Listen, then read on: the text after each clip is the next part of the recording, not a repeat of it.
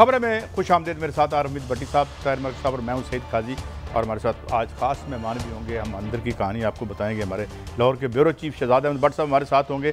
मुलाकातें जो ख़ास तौर पर नो कॉन्फिडेंस के हवाले से हो रही हैं उस पर बात करेंगे। मगर कुछ खबरों का मैं जिक्र कर दूँ। अदम एतमाद क्या लॉन्ग मार्च के बाद आएगी? अपोजिशन का वज़ीर-ए-आज़म का उम्मीदवार कौन होगा? इस पर भी हमने कल भी बात की, आज भी बात करेंगे। और क्या हुकूमत वाकई अपोजिशन के मेम्बरान को ख़रीदने की कोशिश कर रही है, जिस तरह फवाद चौधरी साहब का कहना। और एक और बड़ी खबर, यूक्रेन के मामले पर रूस अमेरिका में कशीदगी है और कीमतों में इजाफे का बायस बन सकती है। हमारे ऊपर क्या असरात होंगे, इस पर भी हमारे साथ मेहमान होंगे। Thank you very much Bhatt साहब, आपने हमें टाइम दिया। पहला सवाल मैं ही भट्ट साहब हमारे साथ हैं। आप ज़रा हमें इस्लामाबाद का मंजर बताएं, तो उसके बाद हम भट्ट साहब की तरफ आते हैं इस हवाले से, नो ट्रस्ट मूव के हवाले से। बिस्मिल्लाहिर्रहमानिर्रहीम। कादी साहब, इस वक्त पूरा मुल्क की चाय मंगोइयों की गर्दिश में है, लेकिन इस्लामाबाद के तोते ज़रूर उड़े हुए हैं। तोते, मैंने पहले भी कहा था, मुझे नहीं पता कि अदम एतमाद कामयाब होती है कि नहीं होती, लेकिन दोनों तरफ हालात ख़राब हैं। वज़ीर-ए-आज़म साहब आएंगे, उनके 2 दिन के अंदर उनकी मुलाकात होगी। अगर उस मुलाकात में मामलात तय ना हुए तो 5 से 6 मार्च के अंदर अंदर आ जाएगी जो आना है। ये मेरी इत्तला है। यानी वापसी के बाद 2 दिन में मुलाकात होनी, आप ये कह रहे हैं? पीएम साहब जब रूस से वापस आएंगे तो अगले 2 दिन में मुलाकात होनी है। अगर मुलाकात होनी है, अगर उन्होंने यू टर्न ले लिया तो बच जाएंगे, वरना 5-6 मार्च इसके 2-3 दिन के अंदर अंदर मामला टेंट फिश हो जाएगा, चाहे वो हुकूमत का धर्म तख्ता हो, चाहे अपोजिशन को हो। और आज मैं इत्तफाक है 5-6 हुकूमत और अपोजिशन सीनियर तरीन गो के सारी लीडरशिप तो व्हाट्सएप ने लाहौर रखी हुई है, लेकिन कुछ लोगों से मैं जो इस्लामाबाद मिला हूँ और जिन्होंने कुछ कराना है वो भी पुरसरार खामोशी में मुस्कुरा रहे हैं। भट्टी साहब, देखते हैं किसका यानी इस्तिलाहन धर्म तख्ता होता है। मैं मुहावरतन बात कर रहा हूँ असल। बट मैं भट्ट साहब आपकी तरफ आता हूँ।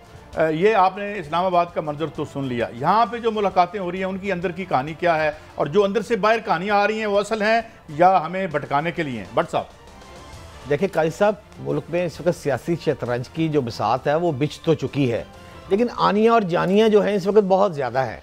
अगर आप कल की बात करें तो कल एक मुलाकात थी आसिफ जरदारी साहब ने रखी थी, जिसमें शहबाज साहब भी मौजूद थे।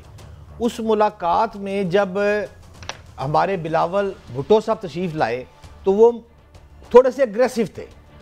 उस एग्रेसिव पन में उन्होंने ये वाज़िया बात कर दी कि जब तक मेरा लॉन्ग मार्च जो है वो मुकम्मल नहीं हो जाता उस वक़्त तक जो है तहरीक एतमाद पेश ना की जाए। यानी कि 8 मार्च को इस्लामाबाद में उनका खिताब है, तो 8 मार्च तक तो ये तो बात क्लियर हो गई ना फिर कि आज है तहरीक एतमाद या कल है।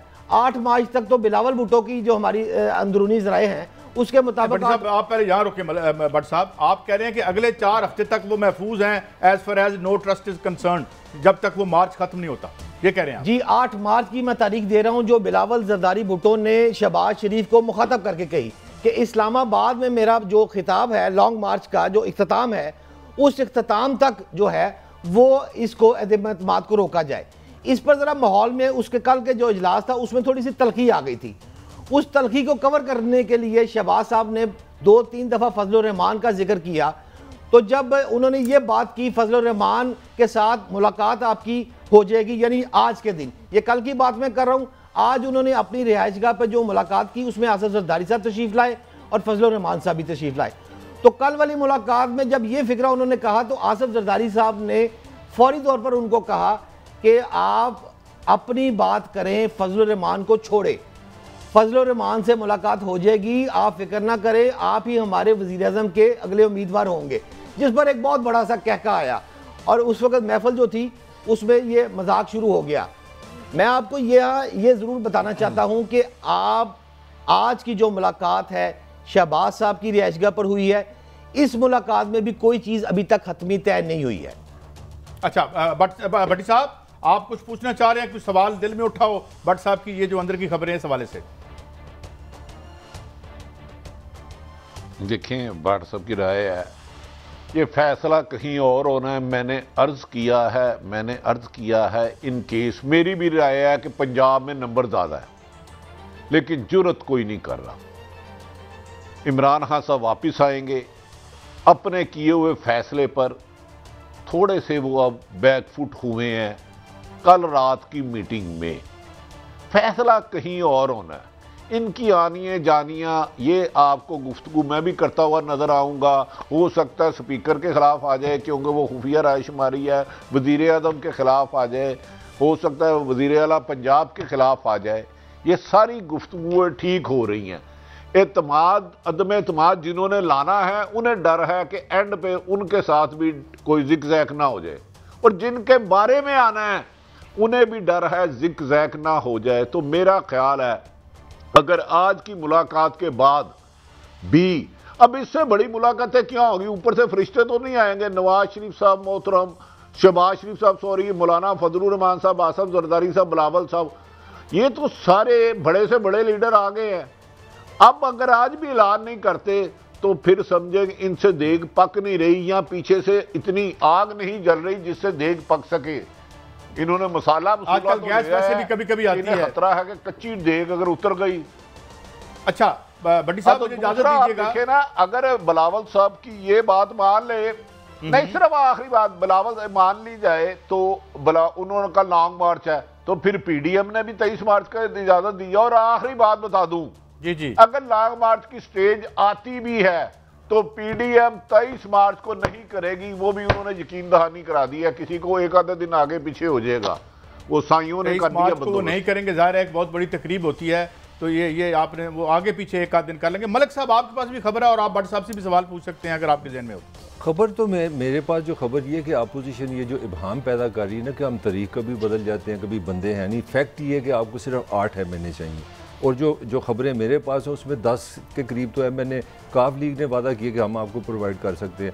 अब तरीन ग्रुप एक अलग ग्रुप है, हम ख्याल ग्रुप एक अलग ग्रुप है, PTI के अलग मेंबरान है, MNA सर्विंग जो नून से इन टच है। कहने का मतलब है कोई दुनिया का लॉजिक नहीं आप साबित कर सकते 8 MNA इनके पास ना हो।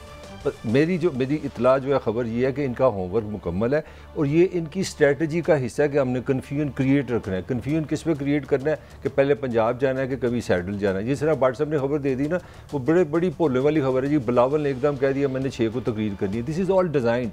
ये हमारी बदकिस्मती है कि हमारी जो पॉलिटिक्स है उसमें सच कहीं नहीं है, सही कुछ नहीं बताना। इनका होमवर्क मुकम्मल है। बाकी आधी खबर भट्टी साहब वाली है कि वो फैसला जहाँ होना है वो वहाँ से ग्रीन लाइट की ज़रूरत है। ये मैं आपको खबर दे रहा हूँ, अपोजिशन का होमवर्क 100% कम्प्लीट है फेडरल के लिए, 100% कम्प्लीट है पंजाब के लिए। ये 1 घंटे की मार है। अब होमवर्क को चेक करने वाला उस्ताद है या नहीं है, मगर भट्ट साहब मैं आपसे ये पूछना चाहता हूँ, ये आप ये बताएं अपना ये जो लाहौर की और ये पंजाब असम्बली में ये क्या पोजीशन है यहाँ पे? देखिए काजी साहब, मैं माज़रत चाहता हूँ, मैं डिसएग्री करता हूँ भाई की बात से कि होमवर्क जो मुकम्मल है वो इस तरह मुकम्मल नहीं है।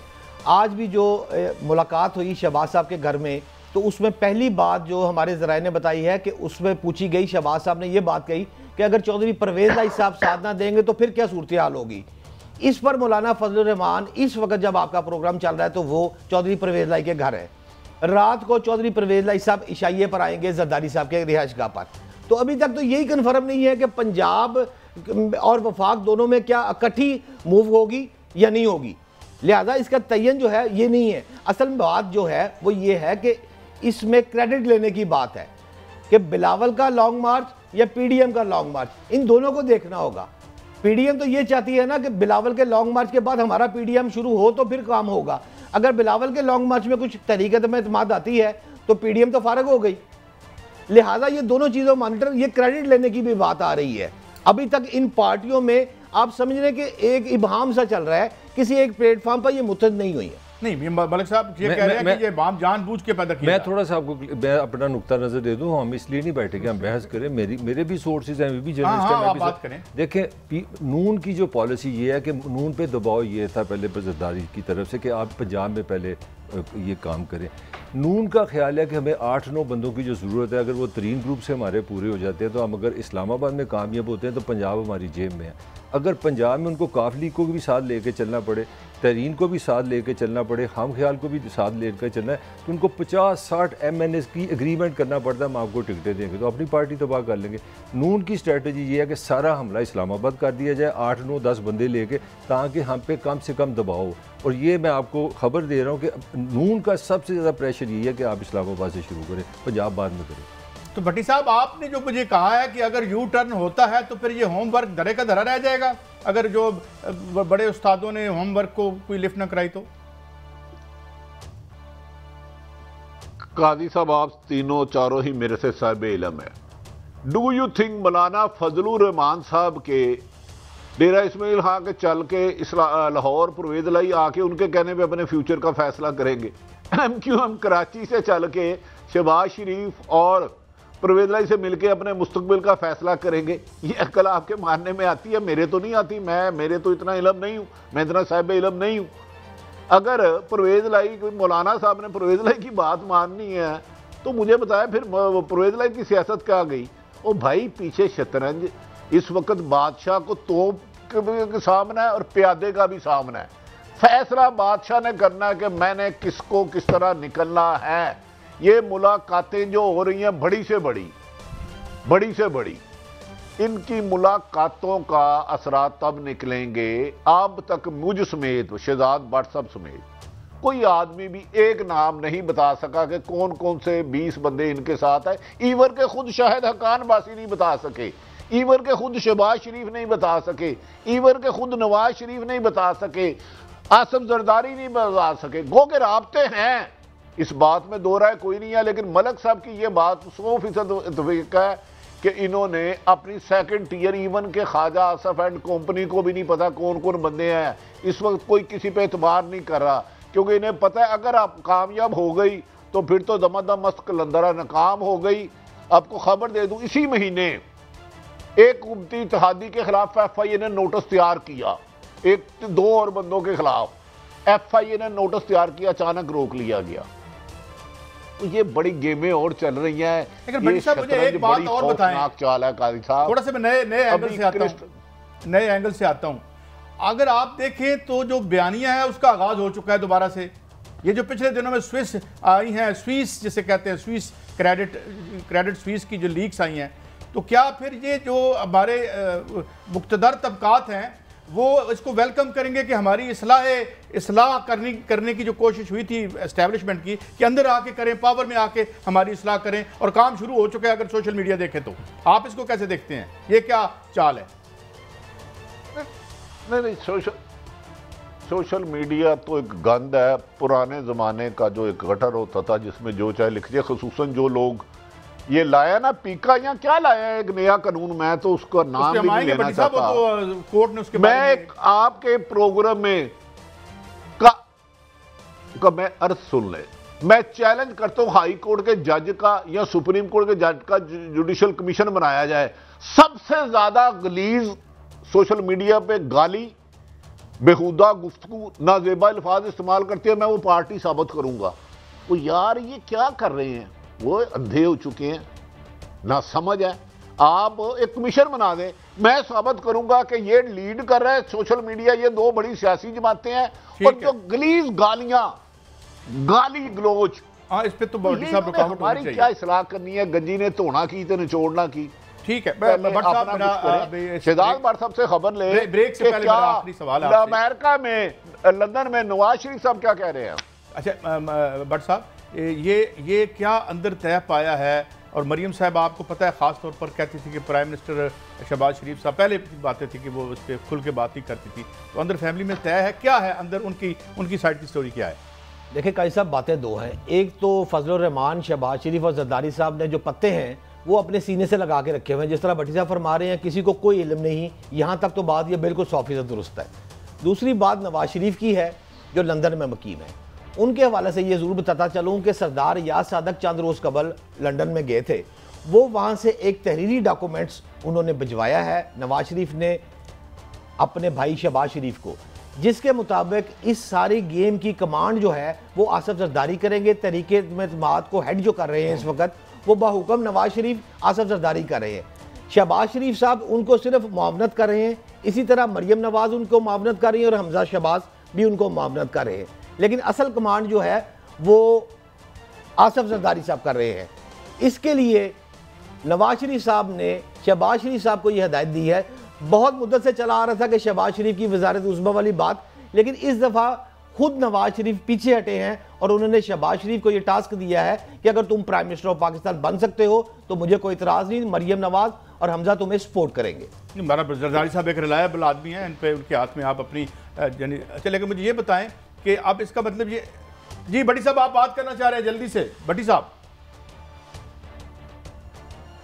कैसा यकीन रिलायबल सोर्सेज से कह रहा हूं, नवाज शरीफ की एक ही रिक्वेस्ट थी, मरियम को बेगुनाह करा दे। नवाज शरीफ की एक रिक्वेस्ट थी, मरियम को बेगुनाह करा दे। नवाज शरीफ साहब ने एक रिक्वेस्ट की थी ताकतवर हलकों को, मरियम नवाज को बेगुनाह करा दे। ये खबर पे स्टैंड कर रहा हूं, स्टैंड कर रहा हूं, स्टैंड कर रहा हूं। तो क्या फिर ये रिक्वेस्ट जिन्होंने भी माननी थी मान ली गई है? भट्टी साहब क्विकली। नहीं, अभी उस दौरान फिर बहुत ज्यादा उल्टी खिचड़ी पक गई, इधर से उधर से कामें हो गई, जैसे मुलाकातों का सिलसिला हो गया। बहरहाल एक ब्रेक की तरफ जाना है। भट्ट साहब थैंक यू वेरी मच। अंग्रेजी में कहते हैं देयर आर मैनी हम शख्सियत तायद कर चुके हैं। तो अभी होंठों और कप के दरमियान पता नहीं कितना फासला है, बताएगा। मगर कुछ हलचल है, लेकिन इस दफा लगता है कि ये हलचल किसी दोनों में से एक को ले जाएगी। बहरहाल इजाजत दें भट्ट साहब, थैंक यू वेरी मच। एक ब्रेक के बाद हाजिर हो रहे हैं।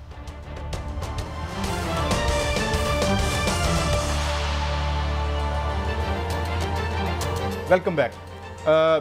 भट्टी साहब, ये अब अपोजिशन के ऊपर इल्ज़ामात लोगों को ख़रीदने के हवाले से भी लग रहे हैं, और आपने ये भी कहा कि अभी आखिरी मलिक साहब का ये ख्याल है कि बिल्कुल क्लैरिटी, हर चीज़ तैयार है और सारा स्क्रिप्टेड होगा।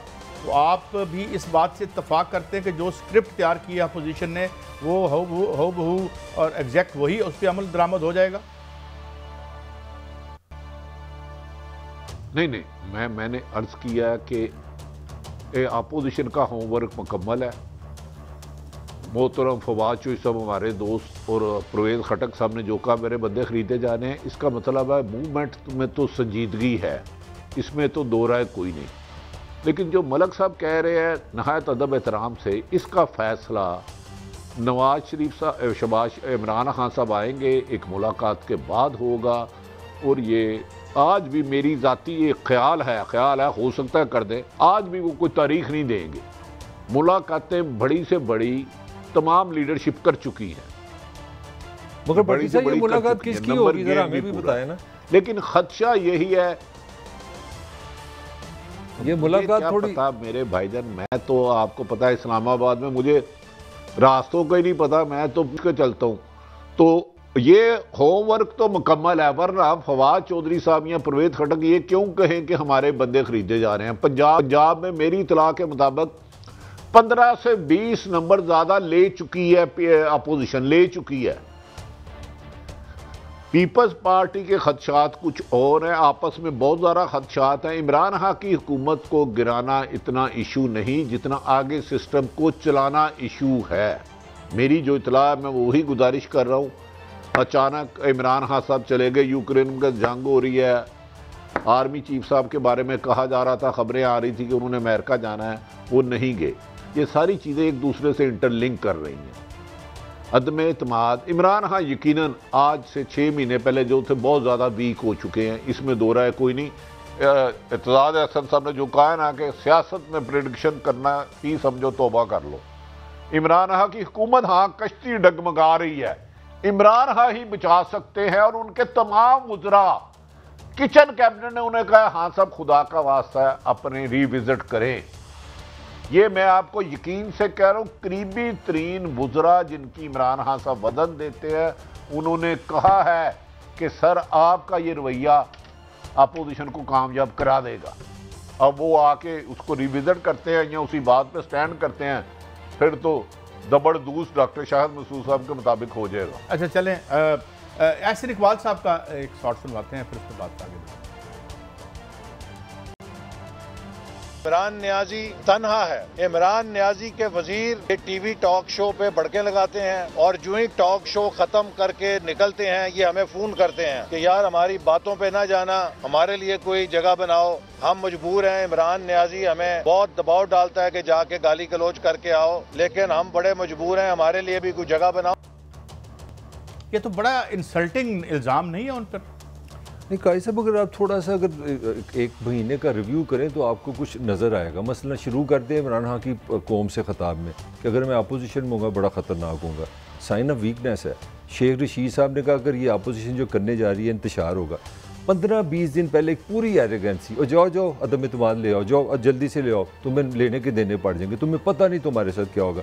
अब टोन बदल गया। अब टोन है कि जो वोट देगा वो पीटीआई से निकल जाएगा। अब टोन ये है कि मुल्क के लिए अच्छा नहीं। अब टोन है खरीदो फरोख्त हो रही है, और ये जरूरत नहीं, अगर खरीदो फरोख्त है तो जाए उस पर केस करें, इलेक्शन कमीशन को नाम दें कि जी ताहिर मलिक है, इसको 2 करोड़ की ऑफर हुई है, इस बंदे को हक नहीं है इस मुल्क में नुमाइंदा करना कराना कुछ नहीं। तो मैं कहना ये चाह रहा हूँ कि जो नर्वसनेस है दैट इज़ वेरी ऑब्वियस, वो बिल्कुल आपको नज़र आ रही है। और इसका मैं बार बार जिससे स्टैंड करूँ, नवाज शरीफ बच्चा नहीं है जिसने पहली दफ़ा 3.5 साल में कहा कि अदम इत्मीनान के मैं साथ और हम जा रहे हैं इसके बाद। और ये बगैर इशारों के चलने वाली आपकी लीडरशिप नहीं है। वो नवाज शरीफ हो, वो जरदारी हो, इमरान हो, सारे इशारों पर। परवेज़ खटक साहब को सुनते हैं और फवाद चौधरी साहब को भी सुनते हैं। खटक साहब आप कोई सोए हुए नहीं है, इतना आसान काम नहीं है कि हमारे खिलाफ आप एतमाद ले। जिस तरह ये तैयारी करें उससे डबल हम भी तैयार है। जो मेंबर्स पीटीआई के खिलाफ या प्राइम मिनिस्टर के खिलाफ वोट डालेगा वो डिस्क्वालीफाई हो जाएगा। जब वो डिस्क्वालीफाई हो जाएगा तो एतमाद का वोट ही नहीं ले सकेंगे। बहुत इश्यूज है। इत्तेहादी हमारे साथ हैं, जो मर्जी कर ले। पीटीआई के एमएनए तोड़ना कोई आसान काम नहीं है। फवाद चौधरी साहब भी सुना दे साथ ही। हमारे 3 MNAs ने उनको पैसे ऑफर किए गए हैं अदम एतमाद के लिए। रात को आपने देखा कि पाकिस्तान के 2 बड़े सौदागर इकट्ठे हुए, दोनों ने अदालतों में सर्टिफिकेट दिए हैं कि हम बीमार हैं, और दोनों रात को मिल रहे हैं और डिस्कशन कर रहे हैं कि लोग खरीदने हैं, आप कितने पैसे डालेंगे, हम कितने पैसे डालेंगे। जी भट्टी साहब, आपने दोनों आप सुन लिया, आपने दोनों का नुक्ता नजर। भट्टी साहब। काई साहब, मैं यही अर्ज कर रहा हूं कि शाहिद हकान अब्बासी साहब के पास बकौल 22 MNA हैं हुकूमत के। एहसन इकबाल साहब के मुताबिक 5 हैं। फवाद चौधरी साहब के मुताबिक 3 MNA को ऑफर की गई है पैसों की। लेकिन आप दोनों तरफ देखें, एक भी नाम सामने नहीं आया। चलो पैसों की ऑफर की गई है, फिर उसका तो नाम सामने ले आए। भट्टी साहब ये फेक न्यूज़ नहीं होगी? वो तो आपकी खातर है, वो लायल है तो उसने आपको बता दिया। मलिक साहब, ये फेक न्यूज़ नहीं। बड़ा मिलियन डॉलर काजी साहब, भट्टी साहब, आज तक मैंने अर्ज कहा है कि इमरान खान की हुकूमत का खात्मा इशू नहीं है, वो मामला तैयार है। एक मुलाकात 26, 27, 28 को जब भी होती है, मार्च के फर्स्ट वीक में इसके मुकम्मल नतायज आ जाएंगे। लेकिन हो सकता है अगर किसी नतीजे पर पहुंचे हैं तो आज जो परवेज़ लाई साहब उनके घर जा रहे हैं, गालबन जरदारी साहब के घर, तो फिर ऐलान करते डेट आ गई है, तो फिर इबहाम क्यों है इसमें? मेरी तो ये समझ से बाला है। वो कहेंगे मेरा लॉन्ग मार्च हो, बिलावल साहब फिर पीडीएम कहेगी मेरा लॉन्ग मार्च हो। फिर तो इस तरह इन्होंने खुद ही मार्च निकाल दिया। मैं मलिक साहब से अगर इनके मुताबिक चले जाए। सादा सा सवाल मलिक साहब, कोई कहता है मेरे पास 20 MNA है, कोई कहता है 15 MNA है। आप हमें बता दें, मुझे पता है ये खबर आपके पास है, असल में ये MNA है किसके पास? बड़ी खूबसूरत बात की। मैं बिल्कुल एक संजीदा बात करने लगा हूँ। देखिए, आपने हम सब पे डंडा गर्दन पे रखा हुआ है फेक न्यूज़ का कि आपने जो खबर देनी है सही देनी है, और आप ऑर्डिनेंस भी ले हैं। जब कोई फेडरल मिनिस्टर ये कहता है कि मेरी पार्टी के 3 MNAs को ऑफर है, तो ये एक फेक बात होगी। ये सच्ची बात ये है कि मेरी पार्टी के फलां MNA, ये उनका नाम है, और ही स्टैंड विद स्टेटमेंट, और हम जाने लगे हैं इलेक्शन कमीशन के पास।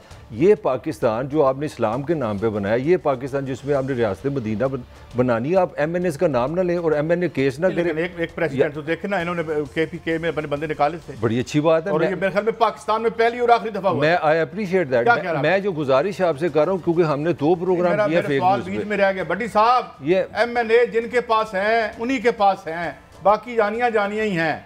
मेरे क्या ख्याल है आपका?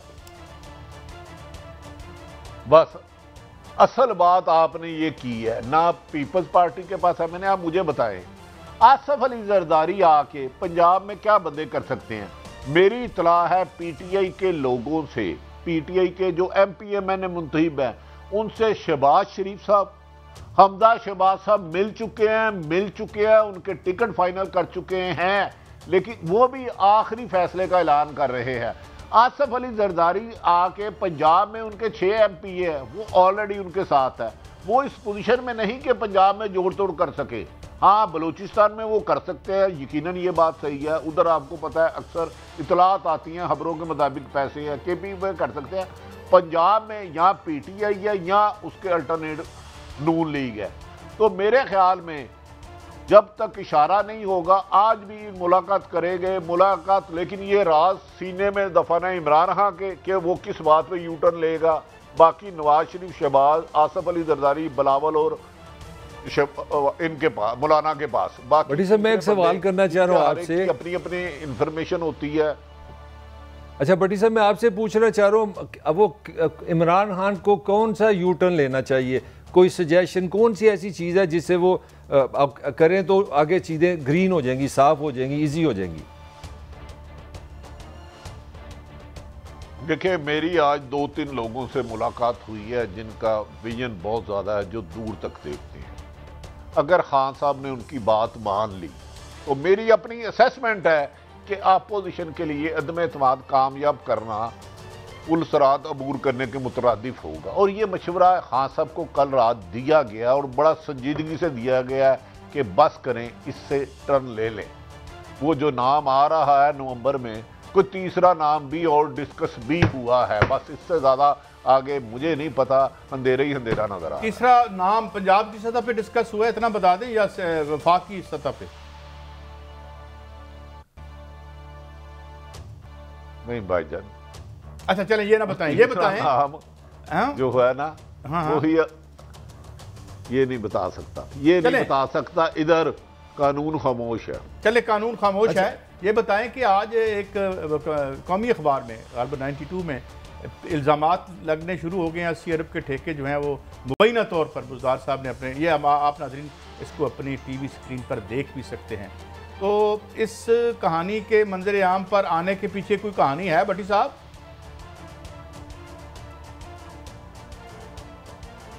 देखिए कादी साहब, मैं पहले भी अर्ज कर चुका हूं कि अगर ये हुकूमत ख़त्म होती है, अगर हुकूमत ख़त्म होती है और अगर कोई करप्शन के खिलाफ आता है, तो पंजाब के लिए 5 नैब भी कम होंगे। ये खबर बहुत कम करके दी है। और इसी सिलसिले में लाहौर के अहम तरीन अदारे ने माजी में पीएम तक वो चीज़ें नहीं जाती थी, रोक ली जाती थी आज से 6 महीने पहले। अब वज़ीर आज़म पाकिस्तान मोहतरम इमरान खान साहब के पास कुछ फैक्ट्स भी, बिमा सबूत, किसने लिया, किसने दिया, क्या किया, वो गया है पंजाब में। ऐसे ऐसे होशरुबा इंकशाफात होंगे कि लोग कानों को हाथ लगाएंगे। अगर वो फिर आपको पता है ना, कभी पैट्रियार्ड बन जाती है, कभी नून लीग बन जाती है, कभी काफ लीग बन जाती है, अगर करप्शन के खिलाफ हुआ तो पंजाब में तो इतने किस्से हैं कि आप सोच नहीं सकते। बट साहब, मुझे ब्रेक की तरफ जा रहा हूँ कि मामलात टिके हुए हैं खान साहब के होने या ना होने वाले यू टर्न पर। तो इनिशिएटिव उन्हीं है, और जिनके पास MNAs हैं या जिनके पास नहीं है वो क्या करेंगे। ब्रेक के बाद यूक्रेन पे आएंगे, और यूक्रेन एक बड़ा अहम डेवलपमेंट है, इसके हमारे ऊपर भी असरात हो सकते हैं। ब्रेक के बाद हाज़िर हमारे साथ एक मुअज़्ज़ज़ मेहमान भी होंगे।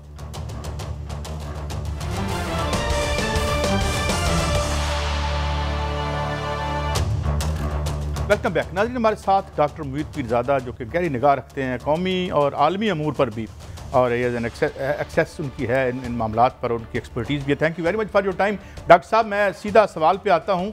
2-3 पहलू हैं। एक तो ये, जो क्या इसके असरात हो सकते हैं, पाकिस्तान की पॉलिसी क्या है, ख़ास तौर पर जब वेस्ट का और रूस का टकराव आ गया, तो इसमें हम कैसे मैनेज कर रहे हैं और क्या हमारे पॉलिसी गोल्स हैं? डॉक्टर साहब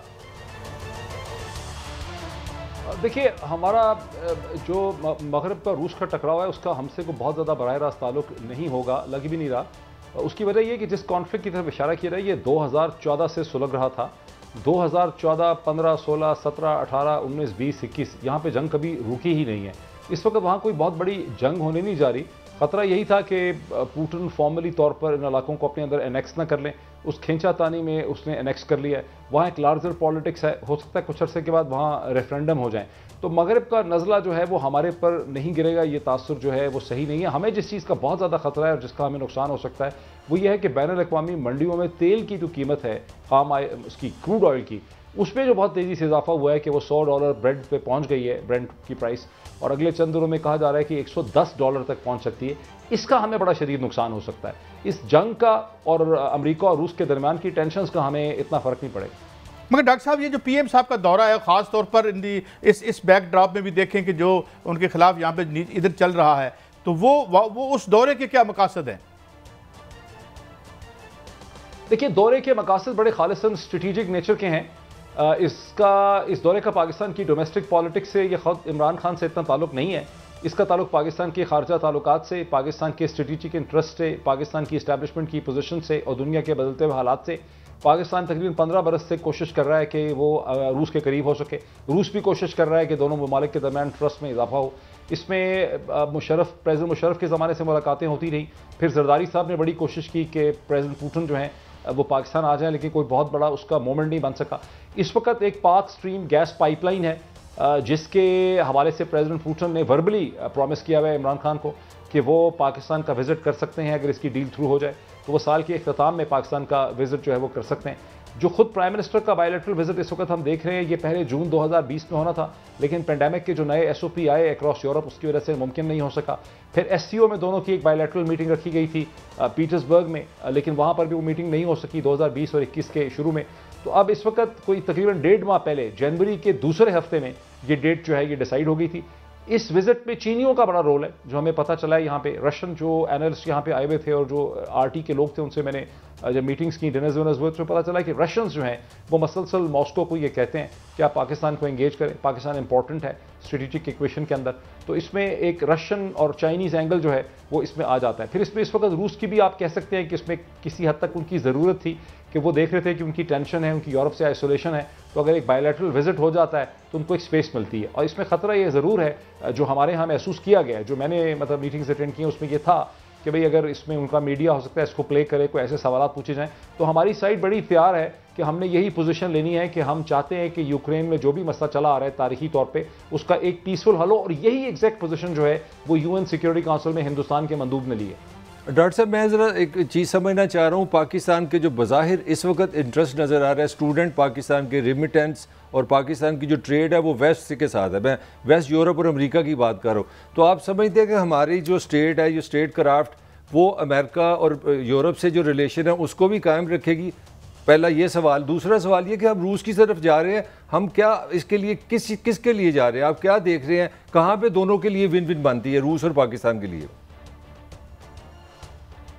देखिए, वो मैं पिछले सवाल के जवाब में मैंने एक्सप्लेन नहीं किया कि जो 4 या 5 इसके मकासद हमें समझ आए हैं, जो हमें फॉरेन ऑफिस के डिस्कशन से पता चले। पहला तो ये है कि हम अपना जो ग्रोइंग रिलेशनशिप है, जिसको 15 बरस में हमने ग्रो किया, जिसमें फॉरेन सेक्रेटरी की मुलाकातें हैं, फॉरेन मिनिस्टर्स की मुलाकातें हैं, लीडरशिप की फ़ोन पर मुलाकातें हैं, डिफरेंट इंटरनेशनल फोरा में जो मुलाकातें होती रही हैं। फिर जिस तरह से मिलिट्री एक्सरसाइजेज हुई हैं, दुरूज़बा के नाम से series of military exercises Pakistan में, रशिया में, सेंट्रल एशिया में, तो उसको हम कंसोलिडेट जो है वो करना चाहते हैं। दूसरा ये कि हम देखते हैं कि रूस से ताल्लुकात के नतीजे में हमारी डिप्लोमेटिक स्पेस और हमारी अहमियत जो है उस पर इजाफा होता है। तीसरी चीज़ ये है कि अफगानिस्तान में उसकी स्टेबिलिटी में रूस का बड़ा इंपॉर्टेंट रोल हम देखते हैं। चौथा ये है कि सेंट्रल एशियन रिपब्लिक्स के साथ हम अपने ट्रेड कॉरिडोर को एस्टैब्लिश करना चाहते हैं, वहाँ सबसे ज़्यादा इन्फ्लुएंस जो है वो रशिया का है। और चौथा, पांचवा मैंने आपको बताया कि हम चाहते हैं कि रशिया की इन्वेस्टमेंट है $2 बिलियन की पाक गैस स्ट्रीम में। ये एक साउथ नॉर्थ गैस पाइपलाइन है जो कसूर से को जो सखर को गैस पाइपलाइन के जरिए कसूर से कनेक्ट करेगी लाहौर के करीब, और वो पाकिस्तान की एनर्जी रिक्वायरमेंट उसमें 2-2.5 बरस में बहुत ज़्यादा नेगोशिएशंस हुई हैं। उसमें रेट ऑफ इंटरेस्ट वगैरह वो ज़्यादा चाहते थे, वो कम हो गया। ये $2 बिलियन की रशियन इन्वेस्टमेंट है और इसके साथ टेक्नोलॉजी ट्रांसफर है, और रशियन कंपनीज जो हैं वो दुनिया की प्रीमियर कंपनीज हैं इन टर्म्स ऑफ गैस जो स्ट्रक्चर ट्रांसफर है। तो ये सब चीज़ें हमारे इसमें कंसर्न है। ये कोई अमेरिका के, ये हिंदुस्तान के खिलाफ नहीं है। हमें अच्छी तरह से इसका अंदाजा है कि हिंदुस्तान के रूस में बहुत अच्छे ताल्लुकात हैं। हम अगर कोई चीज़ एक्सपेक्ट करते हैं तो ये कि रशिया जो है वो हमारे हिंदुस्तान से टेंशन में कमी कर दे, लेकिन ये कोई एंटी रशिया एंटी इंडिया भी नहीं है इसमें एलिमेंट। जी भट्टी साहब, आपकी तरफ से। अच्छा डॉक्टर साहब, गुजारिश है कि आप जानते हैं कि अपोजिशन पहले दिन से इमरान खान को सिलेक्टेड कर रही है, लेकिन पहले इस्तीफे देने से निकले, धरने से निकले, पता नहीं क्या करते रहे, नाकाम होते रहे। अब अचानक चंद रोज से अपोजिशन की टॉप लीडरशिप आपस में मुलाकातें कर रही है और अदम एतमाद का दावा कर रही है कि हमारे नंबर गेम पूरे हो चुके हैं। और ऐसे में मिनिस्टर इंफॉर्मेशन फवाद चौधरी साहब परवेज खट्टर कहते हैं हमारे बंदों को खरीदने की कोशिश। क्या आप समझते हैं कि अपोजिशन को कोई सपोर्ट मिली है या इमरान खान की जो माजी में सपोर्ट थी कुछ कम हुई है? अचानक ये इतना मुतरक क्यों हो गई है अपोजिशन? देखिए, ऑपोजिशन के जो लोगों से हमारी दरपर्दा मुलाकातें होती हैं ऑफ द रिकॉर्ड डिनर वगैरह के ऊपर, कॉफ़ी के ऊपर, वो ये कहते हैं कि नवाज़ शरीफ साहब जो हैं वो कन्विंस हैं कि उनकी बेटी, उनकी साहिबजादी के गिर्द जो हल्का तंग हुआ है मुख्तलिफ केसेस का, अदालतों का, वो सिर्फ उस सूरत में ख़त्म होगा जब ये हुकूमत गिरेगी और एक नई हुकूमत आएगी, इलेक्शन होगा, जैसे कि 2008-9 में हुआ था। और इलेक्शन के नतीजे में अदालती निज़ाम जो है वो कमज़ोर हो जाएगा सारा, और अदालतों को सिग्नल हो जाएगा कि अब उनको किस तरह से एक्ट करना है, ये बिहेव करना है। जैसे कि जब इफ्तिखार चौधरी साहब पावर में वापस आए, फिर कैसे उन्होंने नवाज़ शरीफ साहब के लीगल मसाइल सारे के सारे ख़त्म किए। तो नवाज़ शरीफ साहब ने आसिफ अली जरदारी साहब को कन्विंस कर लिया है कि आपके भी मसाइल इसी तरह से ख़त्म होंगे। अब प्रॉब्लम है कि नंबर्स गेम पूरी नहीं हो रही। PMLN के सोर्सेज मसलसल ये कहते हैं कि हमें पिंडी की मदद हासिल है। पिंडी की मदद उनको हासिल है कि नहीं, लेकिन वो कहते ज़रूर हैं कि हमें मदद हासिल है। वो ये भी कहते हैं कि अभी थोड़े से हालात बेहतर हो जाएंगे तो नवाज़ शरीफ साहब जो है वो रिस्क लेंगे, वो पाकिस्तान आ जाएंगे, और वो पाकिस्तान आएंगे तो ज़ाहिर है इस पूरी मूवमेंट में बड़ी जान पड़ जाएगी। दूसरी तरफ जो हुकूमत के एनालिस्ट हैं, ये जो कैबिनेट मेंबर्स हैं, उनसे जब हम ये बात करते हैं वो कहते हैं नवाज़ शरीफ साहब रिस्क नहीं लेंगे, वो नहीं आएंगे और इनको पिंडी की सपोर्ट हासिल नहीं है और ये नंबर्स पूरे नहीं कर सकेंगे। अब जो फवाद चौधरी साहब ने आपकी बात की है, ज़ाहिर उसमें सदाकत हो सकती है, क्योंकि आज की आप मीटिंग्स देखते हैं कि कैसे मौलाना फजल रहमान ने सुबह मुलाकात की चौधरी बरादरान से। अब एक रात को डिनर हो रहा है जिसमें आसिफ अली जरदारी साहब भी होंगे, शहबाज शरीफ साहब भी होंगे, और चौधरी बरादरान को भी उसमें मदद किया गया है जो लाहौर में जो बहरिया एनक्लेव में रेजिडेंस है बिलावल हाउस की, वहाँ पे, सॉरी बहरिया एनक्लेव कह रहा हूँ, बहरिया टाउन में। तो जाहिर है कि अपोजिशन समझती है कि वो गिरा सकते हैं, लेकिन नंबर्स गेम का मसला इस्लामाबाद से हमें पता चल रहा है कि नंबर्स पूरे नहीं हो रहे और ये बार बार मीटिंग्स इसीलिए हो रही।